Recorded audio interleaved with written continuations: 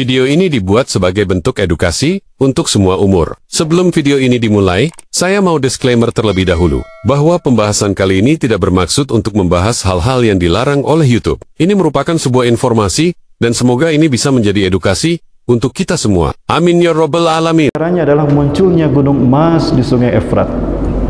Apakah itu sudah terjadi? Ini saya perlihatkan pada Bapak Ibu. Apakah ini yang dimaksud dengan gunung emas? Perhatikan Bapak Ibu. Ini di Sungai Efrat. Yang Rasulullah SAW sabdakan, jika ternyata muncul gunung emas di Sungai Efrat, maka fayaqtatilun nas yauma idzin.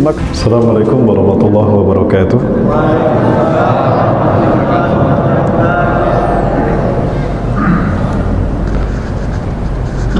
Yang hadir nampaknya cukup banyak ya, alhamdulillah. Ada 3.000 orang ini hadir. Cuma yang jawab salam cuma 15 orang.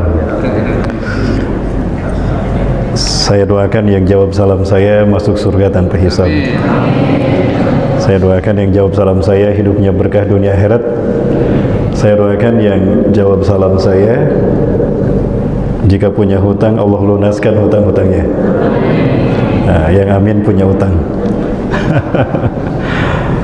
Ada pepatah mengatakan, ada pantun dari teman saya, bukan saya. Matahari terbit dari barat itu tanda dekatnya hari kiamat. Jika memang kita umat Nabi Muhammad, jawablah salam saya dengan penuh semangat. Assalamualaikum warahmatullahi wabarakatuh.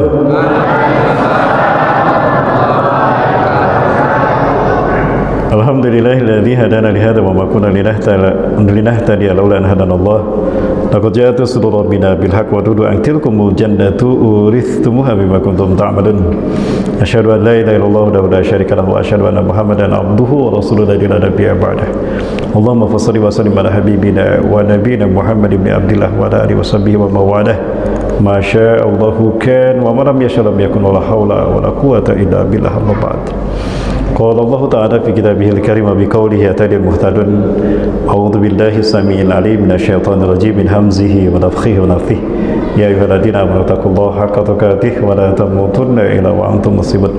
Wa qala ta'ala fi ayatil ukhra wa tazawwadu fa inna khairaz zadi taqwa wattaqun ya ulil albab.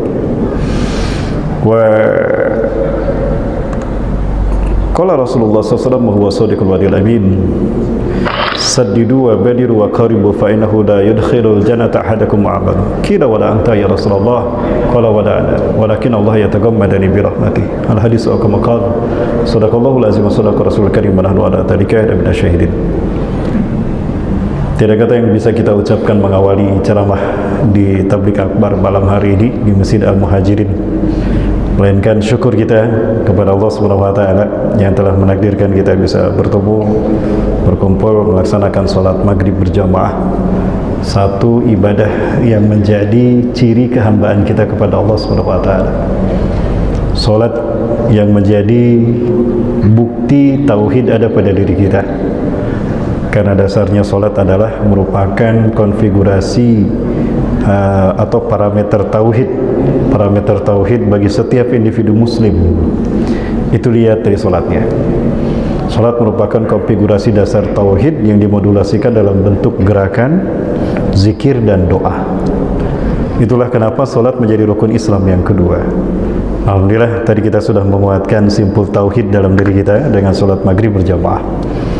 Satu keberuntungan bagi kita, apabila kita berangkat dari rumah menuju masjid, maka dosa-dosa kita berguguran. Ketika dosa berguguran, maka jiwa kita makin ringan sehingga derajat kita makin tinggi di sisi Allah. Sebagaimana Rasulullah SAW sabdakan, "Ma min 'abdin yakhruju min baitihi ila baitin min buyutillah." Tidak ada seorang hamba pun yang keluar dari rumahnya menuju satu rumah dari sekian banyak rumah Allah, maksudnya masjid. La yukhrijuhu illa shalah. Tidak ada yang membuat dia keluar kecuali salat wajib. Illa kanat khutuwatuhu, melainkan langkah demi langkahnya. Ihdahuma, langkah yang pertama, khuttat anhu khotoyah, menggugurkan dosa-dosanya.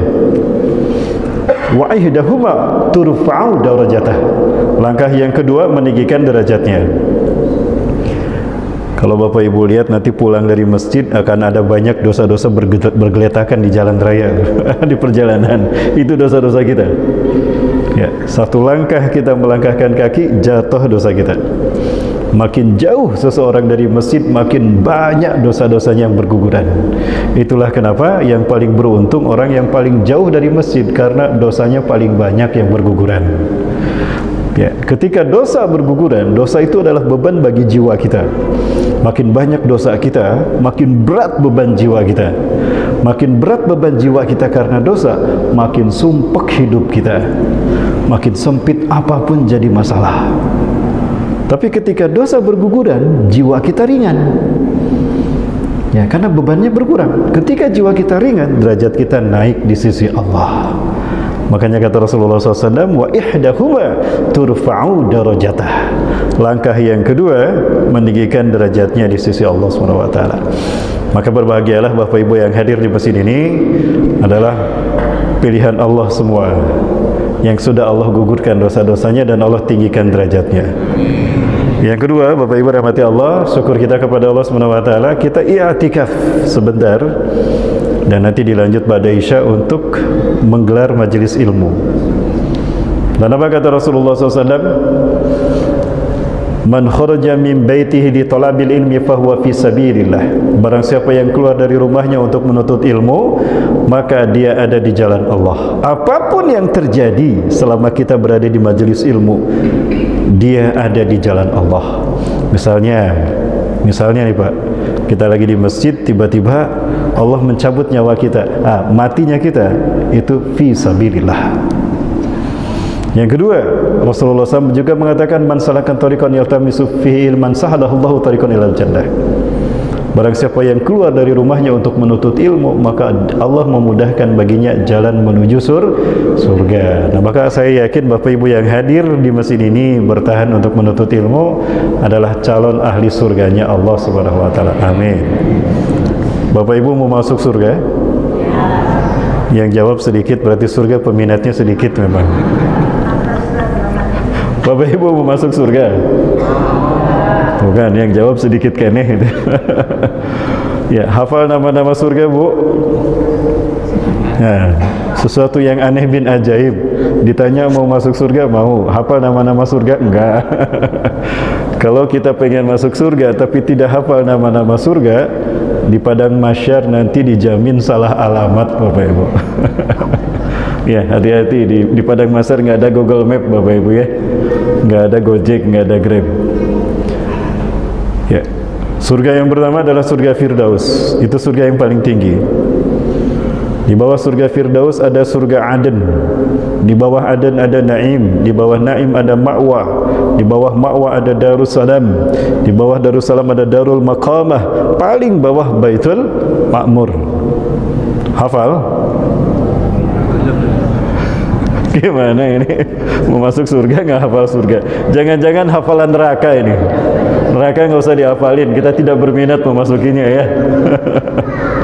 Baik Bapak Ibu, kita ulang. Surga yang pertama surga apa?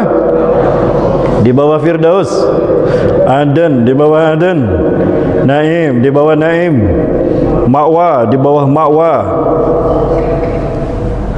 Jemaah, jadi masuk surganya? Kok nggak hafal nama-nama surga? Masya Allah.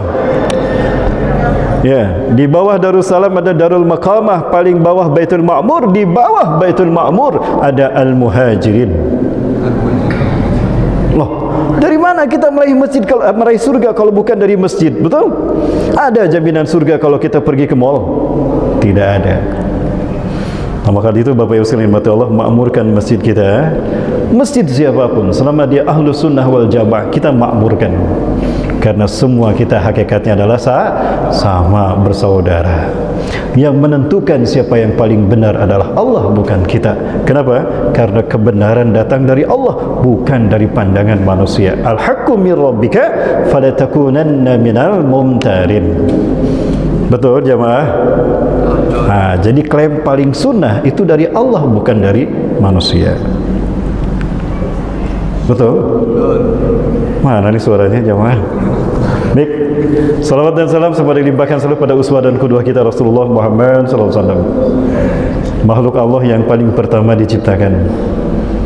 Ketika alam semesta belum ada, nama Rasulullah sudah Allah sandingkan di samping nama Allah. Tatkala Allah menciptakan Nabi Adam, Nabi Adam bernafas, lalu Nabi Adam bersin mengucapkan hamdalah. Kagum para malaikat. Baru pertama hidup, ucapan yang pertama keluar adalah alhamdulillahirabbil alamin. Kagum para malaikat. Sehingga para malaikat, termasuk malaikat Jibril, mengatakan yarhamukallah ya Adam. Nabi Adam menjawab yahdikumullah wa yustuhu ba'dakum. Lalu Nabi Adam mengangkat kepalanya ke atas, maka tampak arsy Allah yang sangat indah. Takjub Nabi Adam dengan indahnya arsy Allah. Kembali Nabi Adam mengeluarkan kalimah thayyibah, subhanallah walhamdulillah wala ilaha illallah Allahu akbar. Ya, itu ucapan yang pertama keluar dari lisan Nabi Adam. Maka kemudian tampak di hadapan Nabi Adam pilar-pilar arsy Allah menopang kokoh arsy Allah tadi. Dan di antara pilar-pilar yang menopang arsy Allah tadi tertulis dua kalimat la ilaha illallah Muhammadur Rasulullah. Nama Rasulullah SAW sudah Allah sandingkan di samping nama Allah jauh sebelum langit dan bumi diciptakan. Bapak Ibu, jadi sebelum langit dan bumi Allah ciptakan 50.000 tahun sebelumnya, nama Rasulullah sudah ada. Jadi yang pertama diciptakan Rasulullah apa Nabi Adam? Jamaah. Oi jamaah. Masih ada? Ya. Hakikatnya yang pertama diciptakan adalah Rasulullah SAW. Namun yang pertama dilahirkan adalah Nabi Adam. Kenapa Rasulullah SAW pertama diciptakan namun terakhir dilahirkan ke muka bumi? Bapak Ibu, siapapun pasti memahami bahwa hidup kita ini adalah pertarungan antara hak dan batil. Innamal hayah asratun bainal haqqi wal batil. Maka berbicara pertarungan antara hak dan batil ini, yang ditunggu-tunggu tentu bukan babak penyisihan, bukan babak semifinal, tapi babak final. Betul? Karena babak final menentukan siapa yang menang dan siapa yang kalah. Maka ketika berbicara babak final, tentu yang diturunkan bukan pemain yang ecek-ecek, bukan pemain cadangan, tapi yang diturunkan adalah pemain yang terbaik. Rasulullah SAW makhluk Allah yang terbaik, yang paling mulia, dilahirkannya di babak final, diutusnya di babak final untuk membuktikan kebenaran Allah sebagai Tuhan kita, pencipta alam semesta. Kedua, membuktikan Islam fitrah kita. Ketiga, membuktikan kualitas kemuliaan beliau sebagai makhluk Allah yang terbaik. Maka beruntunglah kita berada di akhir zaman menjadi umatnya. Kenapa demikian? Karena Allah lahirkan kita di babak final. Betul Bapak Ibu? Dan Bapak Ibu dirahmati Allah, apakah pertarungan hak dan batil berhenti dengan wafatnya Rasulullah SAW? Tidak. La tantahi asratu bainal haqqi wal batil bi wafati Nabi Muhammad SAW. Tidak berhenti pertarungan hak dan batil dengan wafatnya Rasulullah SAW. Lakinna yattasilu wa yastamiru ila nihayatiha. Tapi sekarang sampai kepada babak yang terakhir. Berbicara babak terakhir, maka pertarungannya dahsyat luar biasa. Artinya tidak lama lagi Bapak Ibu, peristiwa-peristiwa besar akan kita saksikan, akan digelar oleh Allah Azza wa Jalla untuk membuktikan siapakah yang terbaik dan siapakah yang paling benar. Saat itu akan Allah buktikan siapa yang paling mengikuti sunnah Rasulullah sallallahu alaihi wasallam dan siapa ahlul bid'ah. Betul? Jadi bukan sekarang Bapak Ibu ya, bukan sekarang. Baik Bapak Ibu dan Mati Subhanahu wa Ta'ala, ini adalah beberapa rangkaian peristiwa besar yang Rasulullah SAW sebutkan dalam beberapa hadisnya. Peristiwa paling atas saya sepakat jika Perang Dunia Ketiga. Di bawah Perang Dunia Ketiga munculnya Imam Mahdi, di mana munculnya Imam Mahdi akan ditandai oleh beberapa peristiwa. Nah, kita bahas malam hari ini. Kemudian perang yang pertama dilakukan oleh Imam Mahdi adalah perang melawan Arab, melawan Jazirah Arab, bukan melawan Amerika, bukan melawan kapitalis, bukan melawan komunis, tidak, tapi melawan kemunafikan raja-raja Arab, melawan kemunafikan bangsa Arab. Kita saksikan, Maulid dilarang di Saudi Arabia, tapi Halloween diizinkan. Aneh, betul? Situs-situs kenabian dihilangkan. Maka kita kehilangan jejak kenabian Rasulullah SAW. Nah, ini nanti akan terjadi. Berbagai macam kemunafikan yang terjadi di tanah Arab akan sampai pada titik klimaksnya dengan terbunuhnya pemimpin Ibnu Saud di akhir zaman. Sehingga 3 putra mahkota berperang, berselisih untuk memperebutkan kekuasaan, tapi mereka tidak berhasil, karena yang berhasil menjadi pemimpin saat itu adalah Imam Mahdi. Betulkah Imam Mahdi akan datang? Yakin saya. Meyakini munculnya Imam Mahdi wajib. Tidak yakin berarti ada penyakit dengan imannya. Para ulama sepakat iman kepada Imam Mahdi adalah mutawatir ma'nawi. Maka mengingkari, mohon maaf, hadis-hadis tentang Imam Mahdi ini adalah mutawatir ma'nawi, di atas muttafaq alaih. Maka mengingkari hadis-hadis Imam Mahdi berarti mengingkari sebagian ayat, walaupun beriman pada sebagian ayat. Ya, maka mau tidak mau, sadar tidak sadar, diterima ataupun tidak, Imam Mahdi pasti datang. Kapan kemunculannya? Banyak tanda-tandanya. Yang pertama, idza muni'an nasu ay yahujjal baita wa ya'tamiru ilaiha. Apabila manusia terhalang melaksanakan haji dan umrah, pertanda itu akan datang Imam Mahdi. Sudah terjadi belum? Sudah terjadi. Apa yang membuat kita terhalang? COVID-19. Yang kedua, mulai berseterunya bangsa-bangsa Bani Rum. Ya, bahkan ada peperangan yang kemudian umat Islam akan bersekutu dengan Bani Rum. Satu salihun ar-Rum. Ya. Satu salihun ar-Ruma sulhan aminan. Kalian akan bersekutu dengan Bani Rum. Akan berdamai dengan Romawi dengan perdamaian yang sempurna dalam keadaan aman. Summa antum wa Rum tuqatiluna aduwa min waraihim. Lalu kalian bersama Romawi bersatu memerangi musuh di belakang kalian. Ya. Fatuslamuna fatungsaruna wa tughnamuna. Lalu kalian menang dalam perang tadi dan kalian mendapatkan ghanimah yang sangat banyak, pulang dalam keadaan selamat. Ya. Summa tanziluna bidhi marjin. Lalu kalian turun ke sebuah lembah berpadang rumput yang berbukit-bukit. Faqama rajulun min ahli Nasraniyah. Lalu seorang laki-laki dari orang-orang Nasrani ini mengangkat salib. Yadfa'u saliba wa yaqul ghalaba salib, ghalaba salib, ghalaba salib. Salib menang, salib menang, salib menang. Umat Islam yang ikut berperang marah. Fayadukkuhu wa yaqtuluh. Orang Islam yang marah tadi mendorong orang Nasrani yang membawa salib, dia jatuh masuk ke jurang mati. Fayaqdiru Rum, maka Romawi berkhianat kepada umat Islam. Mereka berpisah dari pasukan kaum muslimin. Fayajtami'una tahta 80 rayah. Lalu mereka berkumpul di bawah 80 bendera. Walikulli rayatin 12,000 junudan. Setiap bendera 12.000 pasukan. Artinya aliansi mereka berjumlah 960.000, hampir 1 juta pasukan. Fayanziluna fil a'maq au bidabik. Mereka akan turun di A'maq atau di Dabik, wilayah Turki perbatasan dengan Suriah. Pada saat itu Turki kalah dan dihancurkan oleh Eropa, oleh Romawi yang berkhianat pada umat Islam.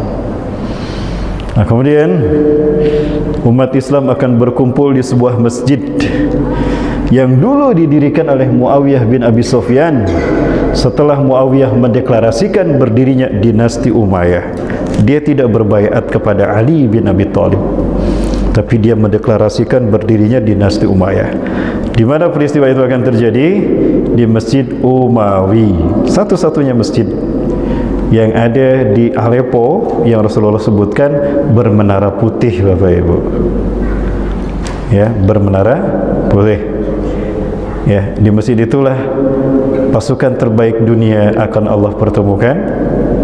Nah, ini masjidnya. Di masjid inilah tempat bertemunya Nabi Isa AS dengan Dajjal. Dan di masjid ini pula bertemunya Nabi Isa dengan Imam Mahdi. Nah, ini masjidnya. Masjid ini dikenal dengan nama Masjid Umawi, berada di Aleppo. Aleppo dekat ke perbatasan dengan Turki.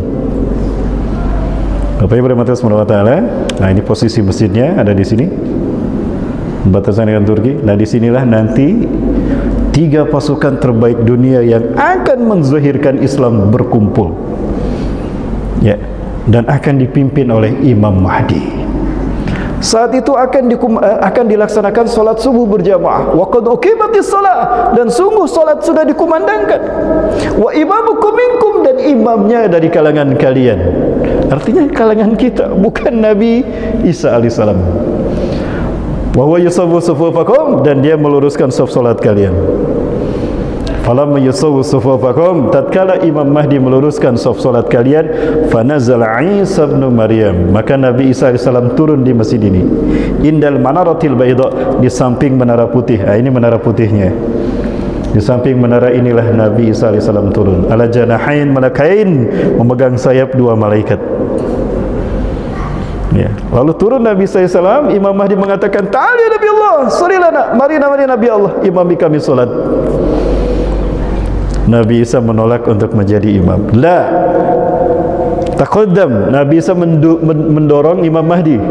Taqaddam, hadhihi uqimat lak, ente ke depan. Ini solat dikumandangkan untukmu, bukan untuk saya.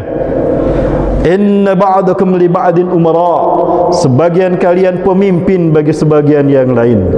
Tukrumatullahi ala hadhil ummah, kemuliaan yang Allah berikan pada umat ini.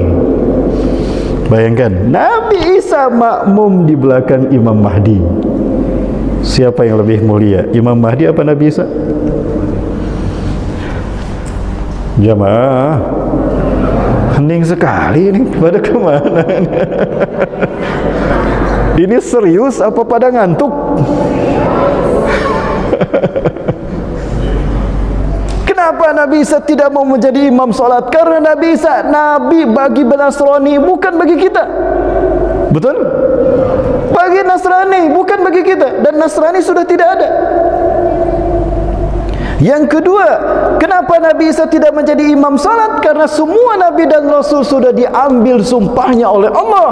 Manakala bertemu dengan Rasulullah SAW atau hidup di zaman Rasulullah SAW, wajib meninggalkan tugas kenabiannya dan bergabung menjadi umat Rasulullah SAW. Subhanallah. Sampai-sampai Rasulullah menegaskan, "Lau asbaha Musa fikum thumma i'taba'tumuhu wa taraktumuni la dalaltum."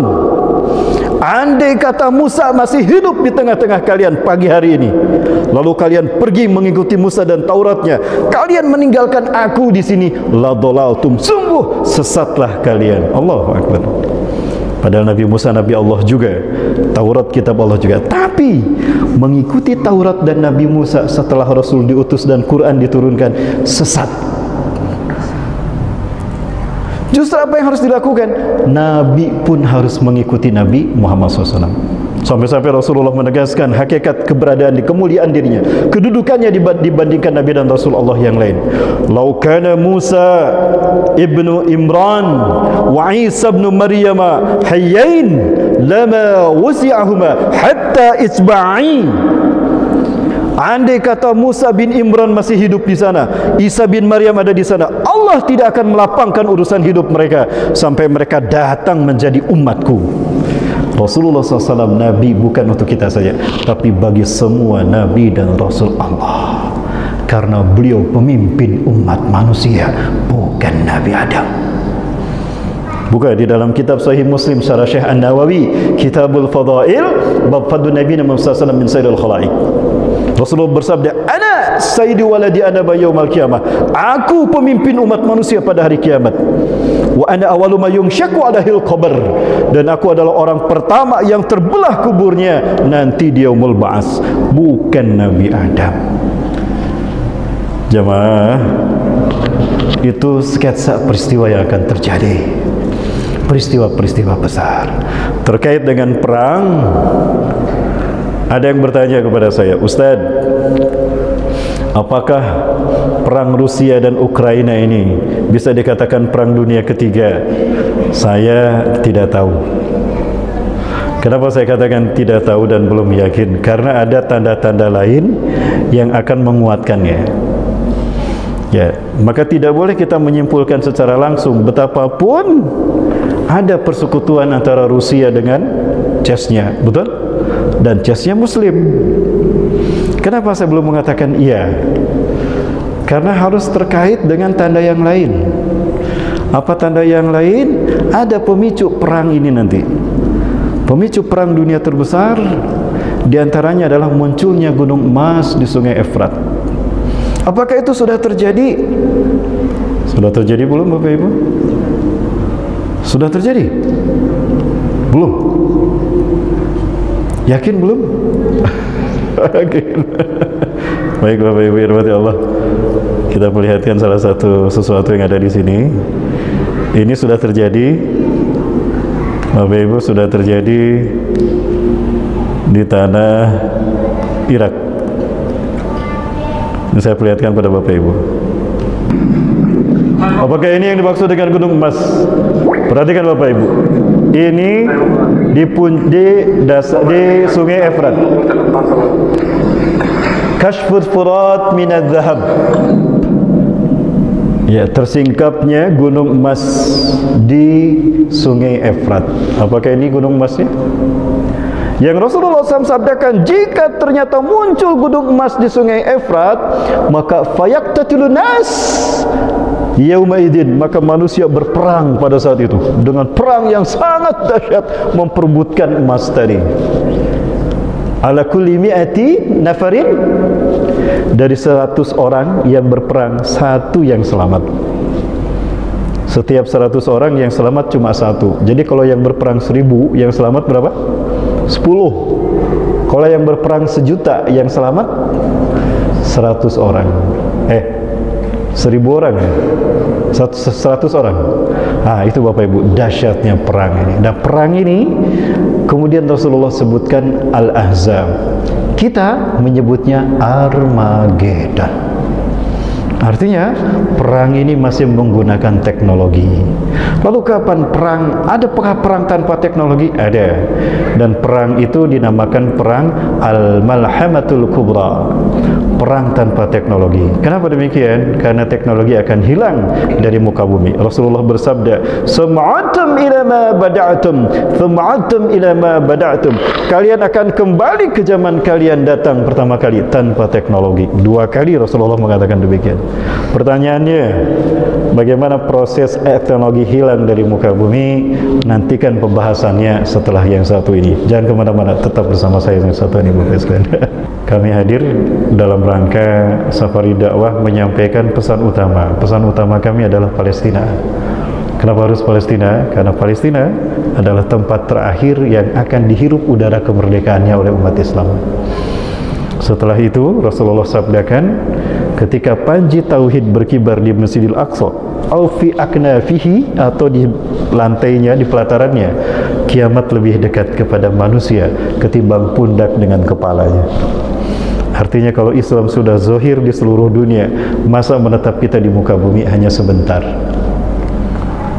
Dan kalau kita tidak sempat ke Masjidil Aqsa, misalnya Israel keburu diperangi nanti oleh umat Islam, maka kesempatan kita mengunjungi Masjidil Aqsa di saat Nabi Isa sudah ada di tengah-tengah kita.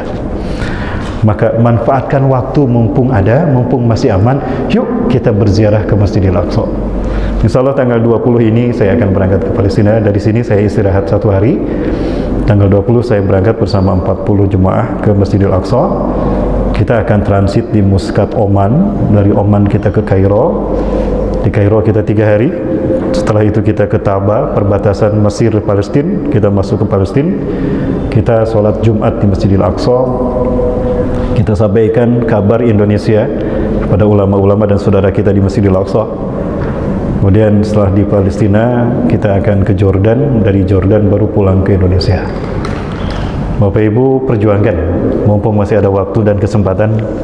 Insya Allah tahun depan saya sudah meminta kepada travel kami, agen kami, untuk bisa ada jadwal di bulan Rajab. Kita mentafakuri, mempelajari kisah Isra Mi'raj langsung di bumi Isra Mi'raj, Masjidil Aqsa. Tahun depan insya Allah saya sudah mengajukan ke Mr. Ala, Syekh Ala di Mesir, beliau pemilik travel kami. Insya Allah nanti saya bertemu nanti di Mesir bersama beliau. Baik Bapak Ibu rahmati Allah, masih ada waktu? Jamaah, masih ada waktu? Saya baru pembukaan tadi Pak. Baru pembukaan. 5 menit lagi Pak. Baik Bapak Ibu yang rahmati Allah Subhanahu wa taala, hampir semua Nabi dan Rasul mereka berharap bisa tinggal di zaman kita. Mereka meminta kepada Allah agar dihidupkan di zaman kita. Ya Allah, tangguhkan ajal kami sampai di mana umat kekasihmu Rasulullah SAW dihidupkan. Kenapa mereka meminta hidup di zaman kita? Karena pertarungan di zaman kita paling bergengsi Bapak Ibu. Pertarungan di zaman kita antara hak dan batin ini paling bergengsi. Yang kita pertaruhkan bukan nama baik para Nabi dan Rasul Allah. Yang kita pertaruhkan bukan nama baik Rasulullah sebagai sebaik-baik makhluk Allah, tapi yang kita pertaruhkan adalah nama baik Allah sebagai satu-satunya Tuhan. Kenapa demikian? Karena yang kita hadapi adalah sang kampiun kesesatan iblis dan dajjal yang mengaku Tuhan. Dwi tunggal, yang simbolnya begini, ke atas untuk dajjal, ke bawah untuk iblis, Ajazil. Sehingga pertemuannya menjadi David Star yang ada dalam bendera Israel. Itu filosofi bendera Yahudi Bapak Ibu yang dirahmati Allah Subhanahu wa taala. Lalu seberapa banyak masa dan umur bagi kita tersisa? Seorang ibu-ibu bertanya pada saya, Ustadz, apa betul umur umat Islam akhir zaman ini, umat Nabi Muhammad ini 1500 tahun? Saya tersenyum mendengar. Oh, ibu tahu dari siapa? Kemarin Ustadz saya ikut pengajian. Oh gitu, Ustadznya siapa? Ya nggak tahu, lupa lagi namanya Ustadz. Terus kata Ustadz itu bilang umur kita cuma 1500 tahun. Apa betul Ustadz? Kalau 1500 tahun kurangi ke 1500 berapa? 56. Itu kan Hijriah. Kurangi 13 tahun di Mekah. Hijriah itu kan hijrah ke Madinah. 13 tahun di Mekah kurangkan ke 56 berapa? 43. Apakah sisa umur kita tinggal 43 tahun? Kalau cuma tinggal 43 tahun, ini adik bisa kawin nggak nanti? Oh yakin, insya Allah. Yang jawab yang mau kawin itu.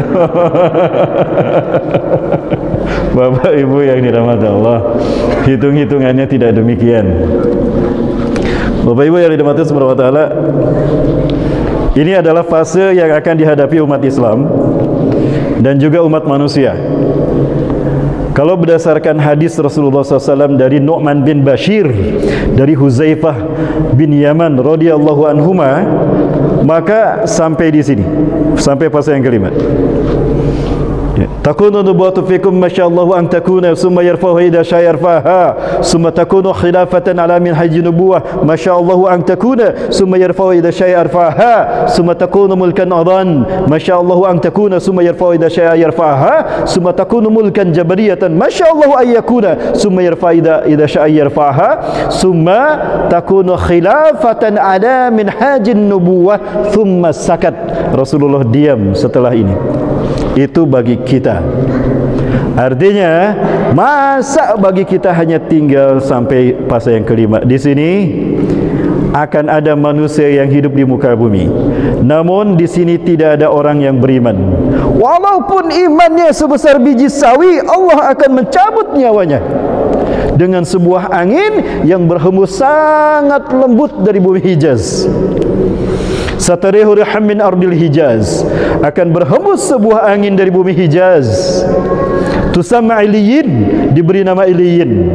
Kenapa diberi nama Iliyin? Saking lembutnya, kita orang beriman tidak merasa akan dicabut nyawanya. Jadi kalau ada angin lembut sepoi-sepoi, jangan senang Bapak Ibu. Jangan-jangan itu Iliyin nyabut nyawa kita. Enak sekali ini angin. Langsung dia mati. Angin ini akan berhembus dari bumi Hijaz. Ainal Hijaz? Al-makan bainal Makkah wal Madinah. Tempat yang terbentang antara Madinah ke Mekah, itulah Hijaz. Nah, dari bumi Hijaz itulah akan berhembus angin lembut ini. La tamurru ala hadin, tidak ada seorang pun yang imannya walaupun sebesar biji sawi illa qabadathu, melainkan angin ini akan mencabutnya. Fayabqa syururun nas, maka yang tersisa di muka bumi adalah makhluk yang paling buruk di muka bumi. Laisa lahum imanun walau bimiski dzarrah, mereka tidak punya iman walau sebesar biji sawi. Ilaihim tub'asu sa'ah, merekalah yang akan menyaksikan kiamat. Kiamat diutus kepada mereka. Jadi di sini tidak ada orang beriman Bapak Ibu. Di sinilah makhluk yang paling buruk akan hidup. Laulal bahaim lama yumtil, andai kata tidak ada hewan ternak yang membutuhkan air minum, Allah tidak akan menurunkan hujan. Jadi jika turun hujan di fase ini, Allah peduli kepada binatangnya, bukan kepada manusianya. Karena saat itu manusianya adalah makhluk terburuk di muka bumi. Pertanyaannya, apakah di zaman ini tidak ada orang Islam? Banyak orang Islam. Banyak orang Islam, tapi mereka tidak punya iman walaupun sebesar biji sawi. Lalu di mana iman mereka? Nantikan pembahasannya setelah sholat Isya berjamaah. Jangan kemana-mana, tetap bersama saya di Masjid Al-Muhajirin ini. Alhamdulillahirabbil alamin. Assalamualaikum warahmatullahi wabarakatuh.